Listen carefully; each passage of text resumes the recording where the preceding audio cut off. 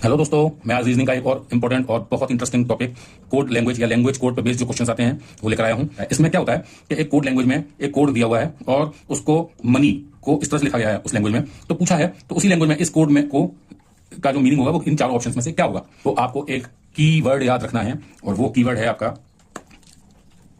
EJOTY।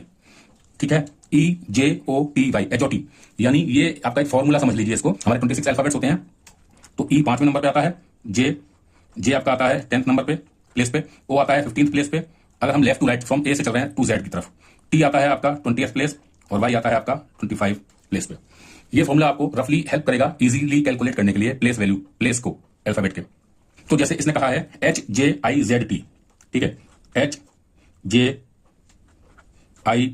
HJIZT, इसको एक language में लिखा है मनी। ठीक है, तो इनका रिलेशन अगर हम निकाल लें तो वही रिलेशन हम दूसरे वाले कोड में लगा सकते हैं। तो इसमें देखिए H आता है E के बाद, यानी F, E आता है 5th पे, तो G, E के बाद FGH यानी 8वां प्लेस, तो H का हमारा 8th प्लेस पे आता है। J कहां आता है? J ऑलरेडी 10th पे आता है। I कहां आता है? I H के बाद आता है, तो H अगर 8 पे है तो I आपका 9th प्लेस पे होगा, HIJ ऐसे आता है। Z आपका इस अल्फाबेट सीरीज में 26 प्लेस पे आता है और T कहां आता है? T आता है 20th प्लेस पे। आप इनके प्लेसेस को निकालिए, तो आप एक रिलेशन ढूंढिए इसमें। देखिए पहला अल्फाबेट को अगर मैं इसके साथ देखूं, मनी का पहला अल्फाबेट के साथ में इस कोड का, तो आप देखिए 8 से 5 प्लेस हम आगे प्लेस मूव किए राइट में और हमने पहला अल्फाबेट लिया, तो ये +5 का डिफरेंस है। इसी तरह से दूसरा देखिए इसका जे और इसके ओ को, तो 10वें से 15वें पे आ गए, यानी फिर से +5 मूव करे। इसका देखिए थर्ड अल्फाबेट को 9th से 14th पे आ गए और ये फिर से +5 प्लेस हम मूव करें।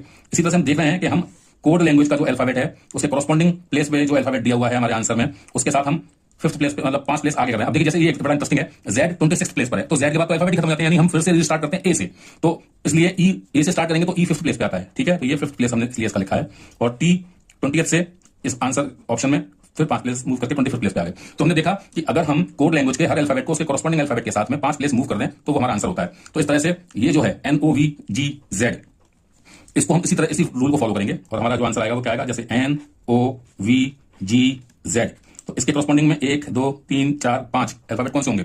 N का प्लेस देखिए, O का प्लेस देखिए, V का देखिए, G का देखिए, Z का देखिए। तो हम क्या करेंगे, N 14 पे है तो 19th प्लेस कौन सा होगा? T से पहले, तो QRST, S आ गया, तो इसका आंसर क्या आएगा? S। O 15 पे है तो 20th पे कौन सा आएगा? T। V, अब देखिए S और T दोनों तीन ऑप्शन में अवेलेबल है, इन तीन में है, ये नहीं है तो ये तो रूल्ड आउट हो गया।